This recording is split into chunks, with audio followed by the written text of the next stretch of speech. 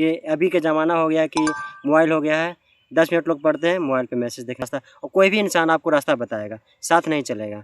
तो यही है कि जज्बा रहे तो वे कहीं भी पढ़ सकता है कि कभी भी मतलब कमी नहीं होती है। जहाँ से मिले, बच्चा से मिले, बच्चा से सीखो, बच्चा भी एक कुछ ना कुछ सिखा कर जाता है। और एक कहावत निकलती थी कि करत करत अभ्यास ते जड़मती होत सुजान और असरी आवत जात पे सिल पे पड़त निशान। नमस्कार दोस्तों, सरकारी नौकरी वाले भैया के नए एपिसोड में आज हमारे मंच पे मौजूद हैं श्री अशोक भैया, जो कि वर्तमान में सिवान में महिला औद्योगिक प्रशिक्षण संस्थान में अंगदेशक के पद पर मौजूद हैं। तो इनसे जानेंगे कि कैसे उन्होंने पढ़ाई शुरू की, क्योंकि इनके बारे में जहाँ तक मैं बचपन से जाना हूँ और साथ में रहते आया हूँ, तो एक चीज़ तो देखा हूँ कि इनको बचपन में पढ़ने का बिल्कुल भी इंटरेस्ट नहीं था। तो शुरुआत से इनसे पूछेंगे कि कैसे उन्होंने तैयारी की, कैसे जज्बा जगा, कहाँ से प्रेरणा मिला। धन्यवाद रंजन जी, जो आपके चैनल द लाइट्स में आपने हमको स्वागत किया, इसके लिए बहुत बहुत धन्यवाद। जो आप एक मंच जो युवाओं के लिए, जो पहले हमारे गांव में जो बोला जाता था तिलैया गांव एक प्रेरणा का स्रोत था, जो नाम सुनते ही कि अरे तिलैया गांव से है, और उस गांव का एक मतलब धीरे धीरे छवि घटते जा रही है। तो एक अच्छा है कि सोशल मीडिया के थ्रू ही हो, जो गैप एनालिसिस है सीनियर जूनियर में, वो कम से कम फील हो सके। इसके लिए आपको बहुत बहुत धन्यवाद, जो आप इस मंच के सहायता से हमें वेलकम किया। और अभी किस पद पे हैं और आपने मैट्रिक कब दी थी? मेरा नाम अशोक कुमार हुआ। मैं 2012 में मैट्रिक पास किया जगन्नाथ हाई स्कूल, जो मैं टॉपर रहा अपने बैच में। 2017 में एयर इंडिया में मैं क्वालिफाई किया था, तो उसमें इंडिया इंजीनियरिंग के टेक्नीशियन पोस्ट पे उधर मुंबई में ज्वाइन किया था, और उसमें 8 साल सेवा दिया। उसके बाद 2025 में मेरा ये BTSC Bihar technical service commission के तहत मेरा बिहार गवर्नमेंट में ITI इंस्ट्रक्टर के रूप में चयनित हूँ, जो अभी वर्तमान में महिला औद्योगिक प्रशिक्षण संस्था सिवान में 3D प्रिंटिंग के अनुदेशक हूँ। और बता दूं कि तिलैया गांव में खास करके एक ट्रेंड रहा करता था कि जो मैट्रिक के बैचें हुई करती थी, काफ़ी सबसे ज़्यादा निगाहें अगर गांव वालों को या सब लोगों को कहीं था तो वो मैट्रिक के बैच पे हुआ करता था कि इस बार कौन टॉप करेगा और कितना परसेंटेज आएगा, तिलैया का नाम कौन व्यक्ति आगे लेकर के जाएंगे। और 2012 बैच में ये अपने बैच में टॉपर थे। मेरा 82.2 था, 411 नंबर। इनसे हम जानेंगे कि पहले पढ़ते नहीं थे बिल्कुल, थे अचानक से पढ़ने का जज्बा जगना, और उसके बाद आपने सिर्फ 2 साल ही पढ़ाई की है 9th और 10th का, और 2 सालों में ही एक ऐसा मुकाम हासिल किया और धीरे धीरे मेहनत करते रहे और आज आप सरकारी सेवा में अपना योगदान दे रहे हैं। प्रेरणा कहाँ से मिली? बिल्कुल आपने सही बताया, क्या कि मैं 8 तक मतलब एक तरह से बदमाश था, बोला जाता है कि पूरा मेरा गांव में बोलता कि बदमाश है, पढ़ेगा नहीं, लिखेगा नहीं। सडनली 8 के मिड पॉइंट जैसे 9th में जाने वाले थे, तो मेरे कुछ दोस्त जैसे एक अजीत कुमार है, उनसे भेंट हुई। उसने जैसे यहाँ पे गांव में एक ग्रुपिंग चलता था जो लम चला के पढ़ाया जाता था, तो मैं किला में चला गया, सडनली मतलब चला गया। वहाँ मैंने देखा कि बहुत से बच्चे पढ़ रहे हैं, तो हमको एक बार एक सडनली इन लोग इतना पढ़ रहे हैं, तो मुझे डांटा भी गया कि तुम यहाँ क्यों आया, तुम पढ़ता नहीं है। बट वहाँ के टीचर लोग डांटे मुझे, तो हमको बहुत बुरा लगा। तो उस दिन से हमको एक जज्बा आया कि नहीं हम भी पढ़ेंगे।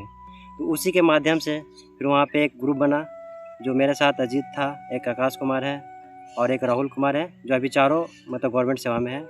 आकाश है अभी रेलवे में मेट्रो में है, अजीत भी है जो बिहार सरकार का टेक्नीशियन में है डिस्ट्रिक्ट बोर्ड में, और एक राहुल कुमार है वो भी रेलवे ग्रुप डी में है।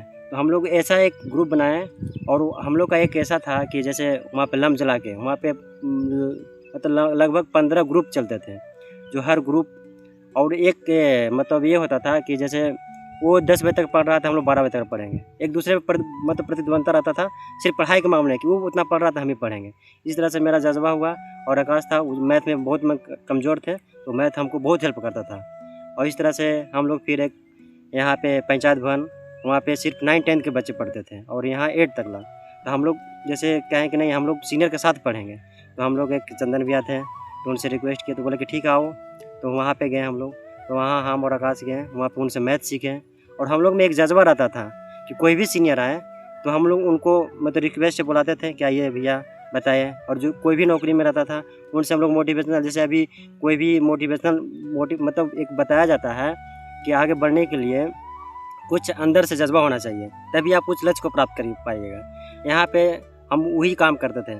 एक यहाँ पे सरस्वती संघ चलता था, तो उसमें भी हम गए तो वहाँ पे एक देखें कि यहाँ पे एक ऐसा प्लेटफॉर्म है जहाँ पे हम खुद अपने आप को कुछ भी साबित कर सकते हैं।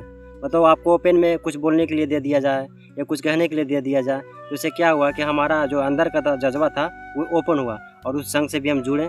बहुत हमको मतलब आगे इतना हमको प्रेरित हुआ कि हम आगे चल के मतलब कोई हम पे विश्वास नहीं करता था कि ये पढ़ाई करेगा, और उसी विश्वास के साथ हमारा जब रिजल्ट आया तो लोग सुन के चंप हो गए। कह रहे उसका बेटा, एक मेरे पापा का नाम कुलेंद्र चौधरी है, वो बोले कह रहे उसका बेटा टॉप कर गया। कैसे टॉप कर गया, वो तो पढ़ता नहीं था। सब अचंभव में हो गए। इस तरह से कहीं से भी पढ़ाई कीजिए, ये नहीं है कि हम शुरू में पढ़ने में कमज़ोर हैं तो हम नहीं कर पाएंगे। अब जब मतलब कहा जाता है कि जब जागे तब सवेरा, तो उस तरह से जब से आप स्टार्ट कीजिए तब से आप मतलब पढ़ना शुरू कीजिए। इनकी कहानी देख करके एक याद आती है, बचपन में सर कहानी सुनाया करते थे कि जो एक ब्रदराज की कहानी हुआ करती थी, और जब उसे अपने संस्थान से निकाल दिया गया कि वो पढ़ता नहीं था, तो रास्ते में जब वो पानी पीने के लिए रुका तो कुएं से महिलाएं पानी भर रही थी, तो जो वो रस्सी के आने खींचने से जो निशान बनते थे, तो सवाल पूछ दिया कि माता ये निशान पड़ा क्यों। तो वहाँ पे खड़ी महिलाओं ने बताया कि कई सालों से इस रस्सी से जो पानी खींचा जा रहा है कुआं से, और पढ़ते पढ़ते उसमें निशान पड़ गया, गड्ढा हो गया। और ब्रजराज को वहीं से के खुलता है कि इतना बड़ा पत्थर पर अगर रस्सी को रगड़ने से एक निशान बन सकता है, तो हम लगातार पढ़ने से मेरे दिमाग में क्यों नहीं बन सकता निशान। और एक कहावत निकलती थी कि करत करत अभ्यास ते जड़मती होत सुजान, और असरी आवत जात पे सिल पे पड़त निशान। तो बहुत अच्छी फिट बैठती है इन पे, और इनसे और प्रेरणा जानेंगे कि कैसे उन्होंने पढ़ाई शुरू की, किन किन विषयों पर ज़्यादा फोकस किया, और कभी अगर समस्या हुआ है तो किन लोगों से आपने मिला जो समस्याओं का समाधान किया है। मतलब एक हमारे गुरु टाइप से मेरे भैया ही हैं जिनका नाम है वीरेंद्र चौधरी। वो हमको हर फील्ड में, जैसे मोटिवेशनल हो, जब भी वो पटना में पढ़ते थे तो जब भी आते थे घर, तो हम लोग का पहले एक रूम रहता था, रूम में पूरा सेटअप रहता था, तो हम जाके तुरंत जैसा ही पता चलता था हमको कि विनय भी आए हुए हैं, उनको हम घर जाके बुलाते थे कि भैया थोड़ा चलिए। उस टाइम हम 10th में पढ़ते थे, तो हमको उस टाइम बहुत वीक थे हम, फिजिक्स में तो या केमिस्ट्री में हो, तो विनय भी आते थे, हमको टॉपिक बताते थे, उसको इस तरह से एक्सप्लेन करते थे कि हमको मतलब हमारा में ये था कि जो चीज़ हम डरते नहीं थे, बिल्कुल हम समझते थे हर चीज़ को, जो है तो हम सवाल बहुत करते थे।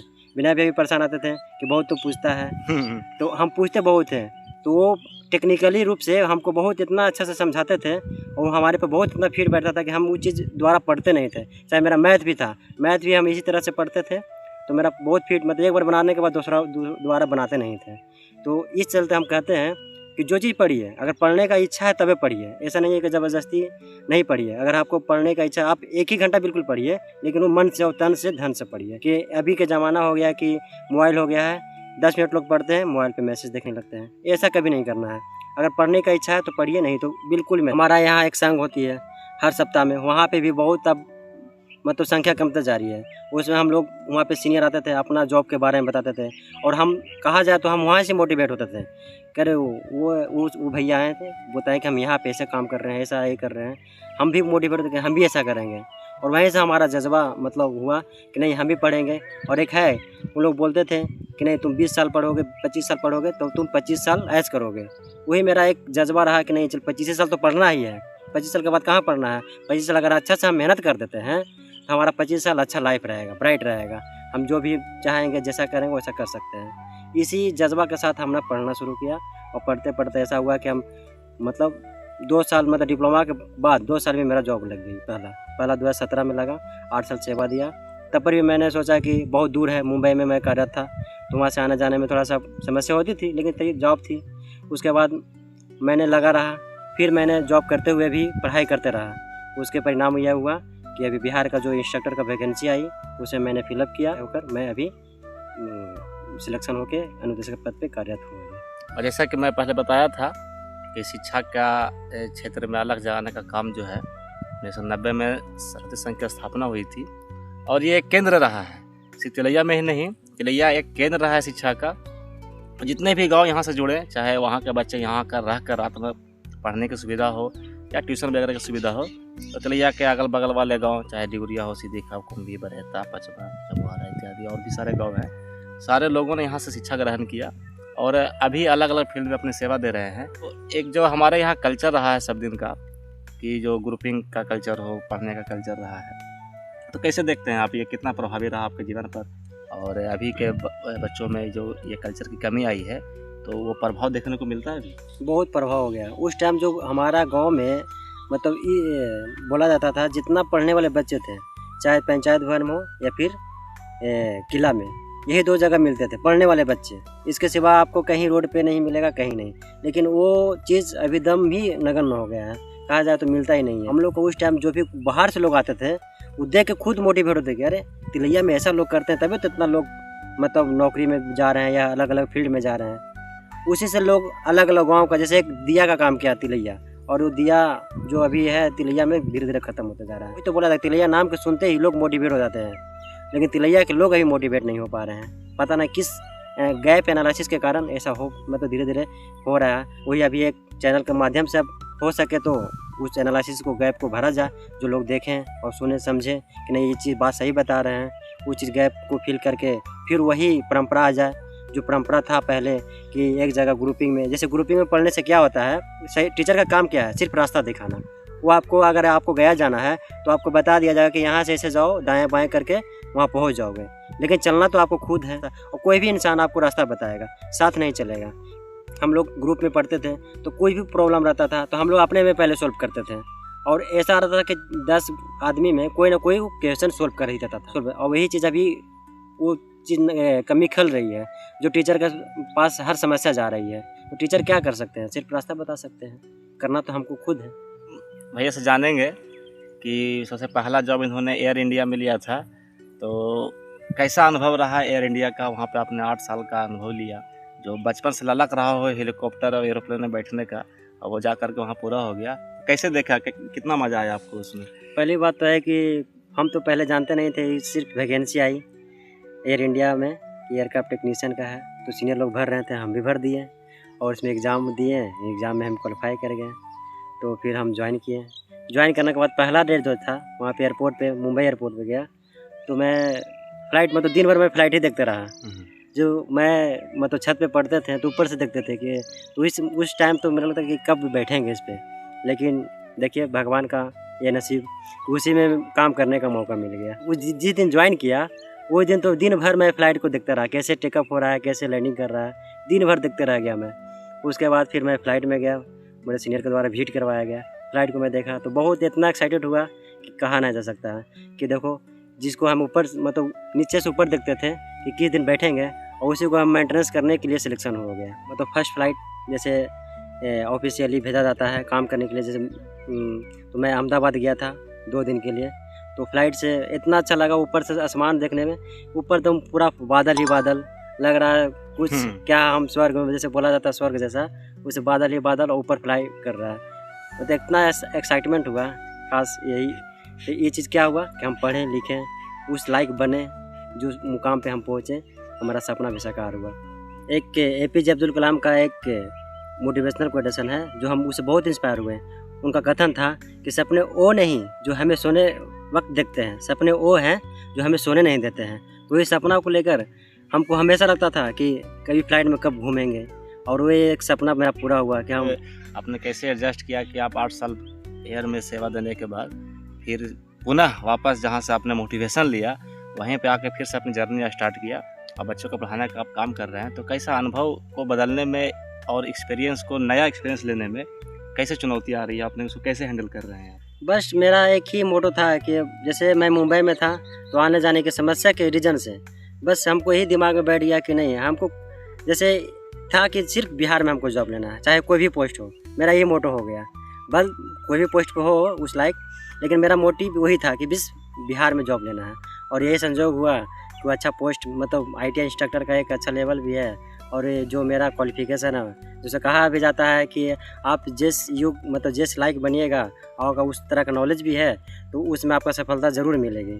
तो उस लायक हम थे और उस लायक में मतलब सिलेक्शन भी हो गया। भैया जिससे हम अपने जो पुराना हमारा हिस्ट्री रहा है तिलैया का, और कैसे तिलैया में कम संसाधन, सीमित संसाधन, गरीबी और अर्थव्यवस्था से जूझता हुआ हमारा क्षेत्र, नक्सल प्रभावित क्षेत्र, जहाँ पढ़ने की व्यवस्था, मूलभूत सुविधा उपलब्ध नहीं थी, यहाँ पे पढ़ने के लिए भी हमें केरोसिन तेल चोरी करना पड़ता था, और अगर कोई बैच सो गया है पहले तो उसकी लैंप जला कर कराते हैं, पढ़ करके तेल ख़त्म कर देना। तो ये जर्नी, और आज आप 2025 में इस चीज़ को देखते हैं तो कैसा फील करते हैं कि संसाधन के अभाव में जो आपने चीज़ों को तय किया, तो उसके बारे में भैया कुछ प्रकाश डालिए। बिल्कुल, जैसे उस टाइम संसाधन बहुत ही सीमित था, जो अभी के मतलब 2025 के कंपेयर किया जाए तो। लाइक उस टाइम उस संसाधन में हम लोग उस लाइक किए, तो अभी तो ये अभी के जो बच्चे हैं, अभी इतना संसाधन, जैसे अभी टेक्नोलॉजी, उस टाइम तो यूट्यूब नहीं थे, हाँ बिजली भी नहीं था, यूट्यूब नहीं थे, सोशल मीडिया नहीं था, जैसे कोई चीज़ हम लोग सीनियर से ही पूछ के सीखते थे। और अभी तो ये चीज़ है कि आपके पास सोशल मीडिया है तो यूट्यूब पे हर चीज़, जैसे आप जो चीज़ सीखना चाहिएगा, तो उस कम संसाधन में हम अच्छा करें।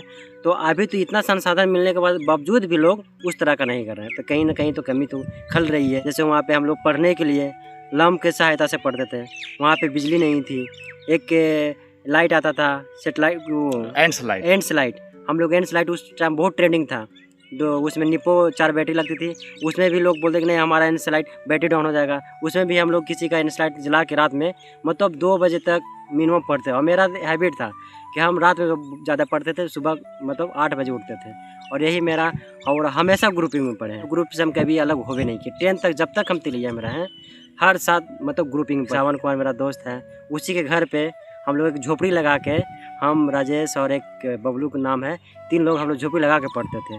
तो यही है कि जज्बा रहे तो वे कहीं भी पढ़ सकता है। इसे संघ ने आपको कैसे प्रभावित किया? संघ बहुत ही प्रभावित किया। हम 9th में जब जैसे एक उसी में पहला ज्वाइन किया, वहाँ तो हमारा एडमिशन नहीं हो रहा था कि नहीं तो पढ़ता नहीं है। देखते हैं, शंकर सर बोले अगर तुम नहीं पढ़ोगे तो तुमको यहाँ से नाम काट कर डालेंगे। तो मैंने बोला नहीं सर, हम मेहनत करेंगे, और उन्हीं के थ्रू बताया गया कि तुम संघ भी आओ। तो हम फर्स्ट बार संघ गए, तो वहाँ पे देखें कि लोग बीच में अध्यांतर में लोग भाषण दे रहे हैं, कोई टॉपिक रहता है उसमें कोई चुटकुला बोल रहे हैं, कोई संगीत गा रहे हैं। हमें भी लगा कि हम भी कुछ करें। तो फिर शंकर सर के द्वारा, शंकर सर ऐसा हैं जो शिक्षा का मतलब एक बोला जाए महागुरु, जैसे गुरु नहीं महागुरु, जो तिलैया को एक प्रज्वलित किए, जब दिया का काम कर रहे हैं जो, लेकिन उनसे लोग इतना मोटिवेट हो रहे हैं कि एक महागुरु के जैसे हम लोग भी बहुत उनसे इतना संग नहीं आते तो बहुत मार मारते थे। तो सब चाहे मार के डर से जाएं चाहे किसी, लेकिन गए तो हम लोग को ही आज जो रिजल्ट मिल रहा है, हम लोग आज कह रहे हैं, नाम ले रहे हैं कि नहीं अगर उस टाइम हमको लोग अगर नहीं पिटाते तो हम इस लायक नहीं बन पाते। तो संघ में पहली बार गए तो भाषण जो भी मतलब लिए, तो हम तो गए तो मेरा तो पैर हाथ थरथराने लगा, कभी मंच पे बोले नहीं थे। तो उसमें भी सर सपोर्ट किए कि ठीक है कोई बहुत मतलब प्रोत्साहित किए कि चलो बहुत अच्छा बोला, तो हमको और मतलब एक्साइटेड हुए। तो फिर नेक्स्ट बार और कुछ बोले। इस तरह से एक अच्छा मंच, ऐसा बोला जाए सरस्वती संघ सिर्फ पूजा करने का एक मंच नहीं है कि लोग बहुत बोलते कि नहीं हम पूजा करेंगे तो हमको सरस्वती माँ विद्या दे देंगे, ऐसा कुछ नहीं है। वहाँ पे एक माध्यम है, सरस्वती संघ एक माध्यम है जो हम पूजा के साथ साथ अध्याय, जैसे अध्ययन एवं अध्यात्मक बोला जाता है, वहाँ पूजा के साथ साथ हम मन को किस तरह से शांति करें, किस तरह से हम दिमाग में हम बैठाएं, वहाँ एक ऐसा मंच है जो हमें बोला जाता है कि 7 डेज का एक बैटरी जो चार्ज होता है, एक एनर्जी है, एनर्जेटिकल हो जाता है, मतलब एक वहाँ पे जाने के बाद एक चार्ज मिल जाता है। वहाँ पे लोग सीनियर भी आते हैं तो मोटिवेट करते हैं कि तुम ऐसे पढ़ो, किसी का समस्या रहता है तो वो बताते हैं, अगर किसी का प्रॉब्लम कोई सब्जेक्ट में हो तो वो बोलते हैं कि बेहिचक आके हमसे पूछो। तो हम लोग जब भैया लोग आते थे तो बेहिचक बुलाते थे कि भैया आइए हम कोई टॉपिक बता दीजिए। हम लोग का मतलब कोचिंग में पढ़ाने से पहले ही चैप्टर ख़त्म कर देते थे, तो रिवीजन एक तरह से आज कोचिंग में तो रिवीजन होती थी, तो हम लोग को अच्छा समझ में आती थी। यही चीज़ अभी तिलैया में कमी खा रही है। तो भैया बताइए कि आज से जो 15 साल पहले हम लोग जिस चीज़ से जूझ रहे थे और आज की जब स्थिति देख रहे हैं, तो समाज में कितना परिवर्तन आया है, या बेसिक इंफ्रास्ट्रक्चर में कितना परिवर्तन आया है? क्या हमारा जो गांव है अपने नाम के लिए आज जूझ रहा है? क्या यहाँ पे बेसिक फैसिलिटीज़ और होनी चाहिए थी? बिल्कुल होनी चाहिए थी। जितना अभी अगर हमारे गांव में जो ग्रुपिंग के नाम पे मतलब ग्रुपिंग चलता था, उसे में अगर गांव के लोग भी सपोर्ट कर दें, पॉलिटिक्सबाजी में हो या फिर कहीं कोई भी, जैसे इस गांव के नाम के प्रति, जैसे एजुकेशन में इस गया क्षेत्र में जो डेवलप है, तो उस डेवलप के अकॉर्डिंग अगर गांव में सुविधाएं और दे दिया जाए तो बगल वाला गांव भी प्रेरित हो गए, यहाँ भी वो आके पढ़ सकते हैं। जैसे पहले यहाँ पे यहाँ के लगभग जो चारों तरफ के गांव है 8-10 गांव पहले तिलैया में आके पढ़ते थे। जी जी। पूरा ही गांव आके पढ़ते थे। तो उस तरह से फिर एक तिलैया को डेवलप किया जाए कि वहाँ के छोड़ के तिलैया गांव में आके पढ़ें। उस तरह से सुविधा यहाँ पे जनरेट किया जाए, उस तरह से शिक्षा को जनरेट किया जाए। जैसे अभी टेक्नोलॉजी आ रही है, मतलब जो भी है कि टेक्निकल चीज़ हो, या फिर जैसे उस टाइम संसाधन कम थी तो नहीं हो पाती थी, अभी संसाधन अच्छा है तो नया नया टेक्निक आ रही है, नया नया टेक्नोलॉजी आ रही है। तो उस टेक्नोलॉजी के माध्यम से बच्चों को सिखाया जाए, बच्चों को प्रैक्टिकल कराया जाए। जैसे अभी हम इंडस्ट्रियल ट्रेनिंग जो ITI बोला जाता है उसमें है कार्यरत है, तो वहाँ पे बच्चे आते हैं तो वही भी गाँव से लोग आते हैं, तो उसमें भी बहुत उन लोगों का खमिया जो बेसिक जो नॉलेज रहती है खमिया खलती है, तो हम लोग फिर बेसिक से स्टार्ट करना पड़ता है। तो वही चीज़ अगर जो 9th-10th में जो मोटर पढ़ते हैं, इलेक्ट्रिसिटी पढ़ते हैं, तो उसी चीज़ को प्रैक्टिकल पढ़ा दिया जाए तो बच्चे हाईटेक, जैसे बोला जाए हाईटेक का ज़माना आ रहा है, टेक्नोलॉजी जो हाईटेक हो रहा है, बहुत सा जो IQ बढ़ रहे हैं। तो इसी तरह से अगर देख के जैसे पहले तो हम लोग थ्योरी से पढ़ते थे सिर्फ कि हाँ ये करंट फ्लो हो रहा है, या ये मोटर है, या फिर ये लीवर है। अगर उसी चीज़ को हम टेक्निकली दिखा दिया जाए कि देखो इसका प्रिंसिपल ये है, इस तरह से ये काम करता है, चार्ज जैसे फ्लो होता है, तो बच्चे कभी हम बोलते हैं कि कभी नहीं भूल पाएंगे। और बच्चे को इस तरह से होना भी चाहिए कि जो भी पढ़ें उसको हम प्रैक्टिकली पढ़ें। कुछ भी पढ़िए तो अपने दिमाग से, जैसे बुक तो किसी ने लिखा ही है, वो अपने दिमाग से ही लिखा होगा, तो हम क्यों नहीं लिख सकते हैं बुक? ये भी तो हमारा सोचने का क्षमता बढ़ सकता है ना। जैसे ओम्स लॉ लिखा, तो ओम्स लॉ तो लिखा है ना, तो उसी का अकॉर्डिंग हम अपने वर्ड में तो लिख सकते हैं। ऐसा नहीं ना कि जो हुबहू वही लिखे हम। तो ये चलते जो भी है अपने मन से लिखिए, बशर्ते है कि उसको समझ जाइए जो क्या कहना चाह रहा है। जी जी, बहुत बहुत धन्यवाद भैया हमारे मंच पे और अपनी जर्नी को यहाँ तक साझा करने के लिए। और उम्मीद करते हैं कि जो युवा आज तैयारी कर रहे हैं वो इन वीडियो को जब देखेंगे तो मोटिवेट होंगे और जज्बा लेकर सीखेंगे कि हर चीज़ जो है, हर कोई भी काम बिना जज्बे के संभव नहीं है। अगर मन में जज्बा हो, इच्छा हो, सारे काम को पूरा किया जा सकता है। तो युवाओं के लिए संदेश भी आपने काफ़ी अच्छा दिया, तो बहुत बहुत धन्यवाद। एक बार लाइक सब्सक्राइब के लिए कह दीजिए। हाँ देखिए, चैनल जो द लाइट्स है ये युवाओं के लिए देखिए, और जिसमें जितना भी जैसे हम लोग का गैप एनालिसिस है वो फिल करने के लिए चैनल बनाया गया है कि हम उस जो गैप है वो फिल हो। कम से कम जो नहीं जुड़ पा रहे हैं तो कम से कम सोशल मीडिया के थ्रू जुड़ के भी हम वो चीज़ सीखें। आजकल तो हर सुविधाएं हो गए, घर पे भी पढ़ सकते हैं, तो कम से कम मोटिवेट, जैसे एनर्जी बहुत ज़रूरी है पढ़ने के लिए। जैसे पढ़ना एक आसान चीज़ नहीं है काम, अगर पढ़ना आसान काम होता तो सब कोई पढ़ते हैं। एक ऐसा हम खुद नहीं पढ़ते थे जो आज हम प्रत्यक्ष रूप में हैं आपके, मतलब एक जो बोला जाए, चाहे मोटिवेशनल में लीजिए, चाहे कुछ हमारे बारे में गांव के से पूछिएगा तो बोलता था बिल्कुल नहीं पढ़ता था, सडनली कहाँ से चेंज हुआ, कैसे हुआ, नहीं हुआ, हमको खुद नहीं पता चलता है कैसे हम भी चेंज हुए। सडनली 8 क्लास से चेंज हुए और ऐसा हुआ कि हम उस टाइम से पढ़ाई छोड़े ही नहीं एकदम। मतलब शंकर सर का कथन था कि बूढ़ा भी हो जाओ तब पर ही, मतलब एक शिक्षा ऐसा चीज़ है कि कभी भी मतलब कमी नहीं होती है। जहाँ से मिले, बच्चा से मिले, बच्चा से सीखो, बच्चा भी एक कुछ ना कुछ सिखा कर जाता है। तो जहाँ से मिले, और शिक्षा ऐसा चीज़ है कि जो हमेशा झुक के लिया जाता है। सीनियर्स हो, चाहे जूनियर्स हो, चाहे कोई भी बच्चा से भी हम सीख सकते हैं। तो एक मतलब कथन है कि जहाँ से आपको अर्निंग करने का मौका मिले वहाँ से आप अर्न करिए। जैसे जहाँ हमको सीखने का मौका है सीखिए, छोड़िए मत, ये नहीं। और शिक्षा में कभी भी शर्म नहीं करना चाहिए कि हम उससे सीखेंगे नहीं। अगर हमारा जूनियर ही तेज़ है पढ़ने में तो मुझसे भी सीख सकते हैं, कहीं कि हम जूनियर से भी बहुत सीखे हैं। जूनियर से हम पूछते थे, खुद पूछते थे, कहीं कि हम पढ़ने में बहुत कमज़ोर थे तो हम जूनियर से भी मैथ सीखते थे। ते चलते कहीं भी सीखें, और जो भी आप अपना लक्ष्य बनाएं, लक्ष्य के प्रति मतलब अग्रसर रहें। जो भी आप, जो फील्ड में आप जाना चाहते हो, जो भी फील्ड है उस फील्ड का नॉलेज आप पूरा लीजिए। आपका मतलब कोई भी माई का लाल नहीं है कि आपको पीछे हटा सकता है।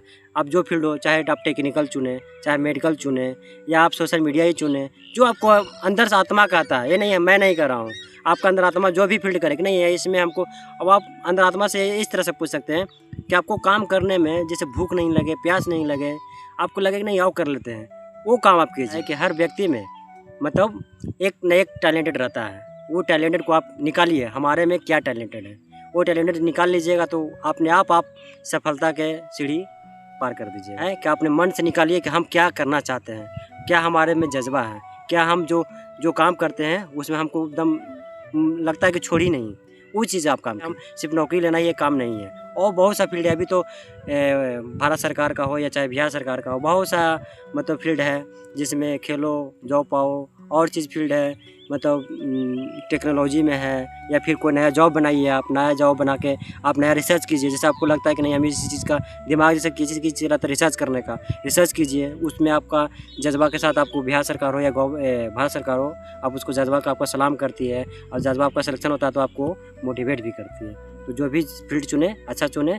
जिसमें आपको काम में मन लगता हो। इसी के साथ आपको यही संदेश देना चाहता हूँ कि आप अच्छे से पढ़िए, अच्छे से जहाँ से सीखने का मिले आप सीखिए। इस चैनल को लाइक सब्सक्राइब कीजिए। जैसे नए नए जो भैया लोग हैं जो पुराने जॉब में हैं उनका अलग एक्सपीरियंस रहा होगा, हमारा अलग से एक्सपीरियंस था। जो भी एक्सपीरियंस अपना बताएंगे उनसे सीखिए। जैसे हमारा एक पहला उद्देश्य था संघ के माध्यम से सुनते थे, अब संघ में नहीं जा पा रहे हैं तो इससे माध्यम से सुनिए, जहाँ से आपको सुनने को मिले, लेकिन आप सुनिए, मोटिवेट होइए। बहुत बहुत धन्यवाद भैया जी, अच्छा लगा आपसे मिल करके। थैंक यू रंजन जी, आपके चैनल पे आए और आपसे बात करके बहुत अच्छा लगा। तो आप बने रहें हमारे चैनल पे। सभी को फिर से एक बार प्रणाम, नमस्कार, धन्यवाद।